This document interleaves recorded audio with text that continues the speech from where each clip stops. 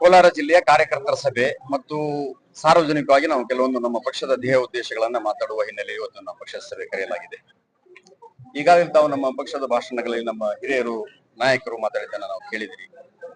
ನಮ್ಮ ಪಕ್ಷದ ಒಂದೇ ಒಂದಿದೆ, ಇವತ್ತಿನ ದಿವಸ ಇಡೀ ಭಾರತದಲ್ಲಿ ನಡೆಯುವಂತಹದ್ದು ಏನು ಅಂತಂದ್ರೆ ಸಂವಿಧಾನವನ್ನ ತಿರುಚು ಮುರುಚುವಾಗಿ ತಮಗೆ ಯಾವ ರೀತಿ ಬೇಕೋ ಅದನ್ನ ಅಮೆಂಡ್ಮೆಂಟ್ ಮಾಡಿ ತಿದ್ದುತ್ತಾ ಇದ್ದಾರೆ. ಅದು ನಮ್ಮ ಭಾರತ ದೇಶಕ್ಕೆ ಮುಂಬರುವ ದಿವಸಗಳಲ್ಲಿ ಅದು ನಮ್ಮ ದೇಶಕ್ಕೆ ಹಾನಿಕಾರ ಇದೆ. ಅದಾಗಬಾರದು ಅಂದ್ರೆ ನಾವು ಕೆಳಮಟ್ಟದಿಂದ ರಾಜಕಾರಣವನ್ನ ಚುಕ್ಕಾಣಿ ಹಿಡಿಯಬೇಕು. ಒಂದು TMC ಇರ್ಬೋದು, ಜಿಲ್ಲಾ ಪಂಚಾಯತ್ ಇರ್ಬೋದು, ಅಥವಾ ನಗರ ಪಾಲಿಕೆ ಇರ್ಬೋದು, ಅದು MLA ಇರ್ಬೋದು, ಅದು MP ಇರ್ಬೋದು, ಎಲ್ಲ ಚುನಾವಣೆಗಳಲ್ಲಿ ನಾವು ಎದುರಿಸುವಂತ ವಿಚಾರ ಇಟ್ಕೊಂಡು ನಾವು ಇವತ್ತು ಕೋಲಾರಕ್ಕೆ ಬಂದಿದ್ದೀವಿ. ಈಗ ಡಿಸೆಂಬರ್ದಲ್ಲಿ ಆಗ್ಲಿ ಅಥವಾ ಜನವರಿದಲ್ಲಿ ಎಲೆಕ್ಷನ್ ಆಗಬಹುದು.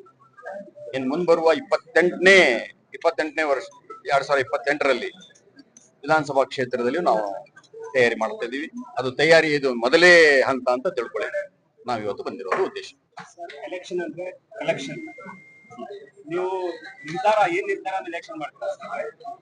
ಕಾಂಗ್ರೆಸ್ ನಾನು ಸ್ಕೀಮ್ ಮೇಲೆ, ನಾನು ಬಿಜೆಪಿ ಹಿಂದುತ್ವ ಮೇಲೆ, ನೀವು ಏನ್ ನಿರ್ಧಾರ ಮೇಲೆ ಎಲೆಕ್ಷನ್ ಮಾಡ್ತೀರಾ? ನಿಮ್ಮ ಭಾಷೆಗೆ ನಾನು ಸ್ವಲ್ಪ ವ್ಯಥೆಯನ್ನು ವ್ಯಕ್ತ ಮಾಡ್ತೀನಿ. ಎಲೆಕ್ಷನ್ ಅಂದ್ರೆ ಕಲೆಕ್ಷನ್ ಅಂತ ಹೇಳಿದ್ರಲ್ಲ, ಆ ಕಲೆಕ್ಷನ್ ಅಲ್ಲ ಅನ್ನುವಂತ ಹೇಳಿಕೆ ನಾವು ಯುವಕರಲ್ಲಿ ಇವತ್ತು ಬಂದಿದ್ದೇವೆ. ಅದು ಕಲೆಕ್ಷನ್ ಅಲ್ಲ. ನಮಗೂ ಕೊಟ್ಟಿರುವಂತ ನೀವು ಬಿಕ್ಕಿ ಇದೇನಲ್ಲ 2000ಕ್ಕೆ ಒಂದು ಓಟು ನಿಮ್ ಇದನ್ನ ಕೊಟ್ಟ ನೋಡಿಸ್ತೇವೆ.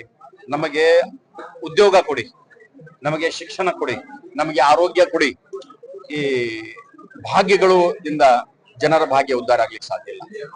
ಅಧಿಕಾರ ಹಿಡ್ಕೊಂಡು ಸಾಲ ಮಾಡ್ಕೊಂಡು ಮನೆ ನಡೆಸೋದು ಬಹಳ ಸರಳವಾಗಿದೆ. ದುಡಿಮೆಯಿಂದ ಅವರಿಂದ ತಗೊಂಡು ಈ ದೇಶವನ್ನು ನಡೆಸಿ ತೋರಿಸಲಿಕ್ಕೆ ಆಗುವುದಿಲ್ಲ ಅನ್ನುವಂತ ವಿಚಾರ ಇಟ್ಟುಕೊಂಡೇ ನಮ್ಮದೇ ಒಂದು ಪರ್ಯಾಯ ಮಾರ್ಗ ನಮ್ಮ ಪಕ್ಷ ಇದೆ. ನಮ್ಮ ಪಕ್ಷ ಸಂವಿಧಾನದ ಅಡಿಯಲ್ಲಿ ಇದೆ. ನಾವು ಪಕ್ಷದ ಸಂವಿಧಾನ ಅಡಿಯಲ್ಲಿ ನಾವು ಹೋರಾಟ ಮಾಡಿಕೊಂಡು ಪಕ್ಷದ ಸಂಘಟನೆ ಮಾಡಿ ನಾವು ಎಲೆಕ್ಷನ್ ಗೆಲ್ತೀವಿ ಅನ್ನುವಂತ ಉದ್ದೇಶದಿಂದ ಇವತ್ತು ಬಂದಿದ್ದೀವಿ. ನೋಡಿ, ಕೋಲಾರ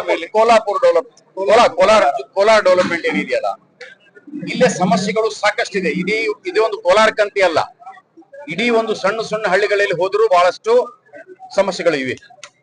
ಸಮಸ್ಯೆಗಳು ಒಂದೇ ಒಂದು ದಿವಸದಲ್ಲಿ ಅಥವಾ ಒಂದೇ ವಾರದಲ್ಲಿ, ಒಂದೇ ತಿಂಗಳಲ್ಲಿ, ಒಂದೇ ವರ್ಷದಲ್ಲಿ ಬಗೆಹರುವಂತಹದ್ದು ಅಲ್ಲ.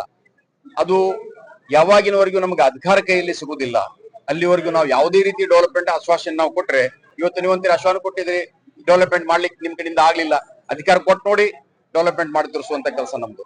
ಅಧಿಕಾರ ಮೊದಲು ಬೇಕು. ಅಧಿಕಾರ ಇಲ್ಲದೆ ಯಾವ್ದು ಮಾಡ್ಲಿಕ್ಕೆ ಸಾಧ್ಯ ಇಲ್ಲ. ಡೆವಲಪ್ಮೆಂಟ್ ಏನು ಅಂತಂದ್ರೆ, ನಾವು ಬೇರೆ ಒಂದು ಇತ್ತು 2002ರಲ್ಲಿ ಮೋದಿ ಗುಜರಾತ್ ಮಾಡೆಲ್. ಆ ಗುಜರಾತ್ ಮಾಡೆಲ್ ಯಾರು ನೋಡ್ಲಿಕ್ಕೆ ಹೋಗಿಲ್ಲ. ಅವ್ರು ಹೇಳಿದ ಮಾತಿಗೆ ಒಪ್ಕೊಂಡ್ಬಿಟ್ರು.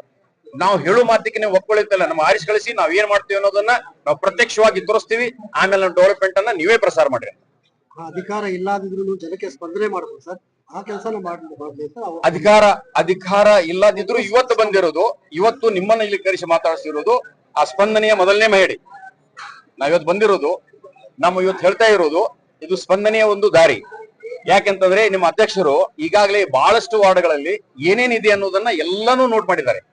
ಮುಂಬರುವ ದಿವಸಗಳಲ್ಲಿ ಮೆನು ಫಾಸ್ಟ್ ನಾವು ಇಟ್ಕೊಂಡೇನೆ ಈ ಕೋಲಾರ ಎಲೆಕ್ಷನ್ ಆಡ್ತೀವಿ. ನಾವು ಯಾವ್ದು ಟವರ್ ಹೆಸರು ಹೇಳ್ಕೊಂಡು ನಾವು ಓಟ್ ಕೇಳೋದಿಲ್ಲ, ನೆನಪಿಟ್ಕೊಳ್ಳಿ. ನಾವು ಟವರ್ ಹೇಳ್ಕೊಂಡು ಓಟ್ ಕೇಳೋದಿಲ್ಲ, ನಾವು ಜಾತಿ ಹೇಳ್ಕೊಂಡು ಓಟ್ ಕೇಳೋದಿಲ್ಲ. ಅಭಿವೃದ್ಧಿ, ಯುವಕರ ಮುಂಬರುವ ಭವಿಷ್ಯ ಏನು ಅನ್ನೋದನ್ನ ಹೇಳಿ ನಾವು ಓಟ್ ಕೇಳ್ತೀವಿ. ನಮ್ಮ ಅಜೆಂಡಾ ಭವಿಷ್ಯರಿಗೆ, ಇದು ನಮ್ಮ ನಾಡಿನ, ನಮ್ಮ ದೇಶದ ಮುಂಬರುವ ಇದು ಸಂಪತ್ತು. ಯುವಕರು ಇವತ್ತು ಹಾಳಾಗ್ತಾ ಇದ್ದಾರೆ, ಅವರನ್ನು ಉಳಿಸಬೇಕು ಅನ್ನುವಂಥದ್ದೇ ನಮ್ದು ದೇಹ ಧೋರಣೆ.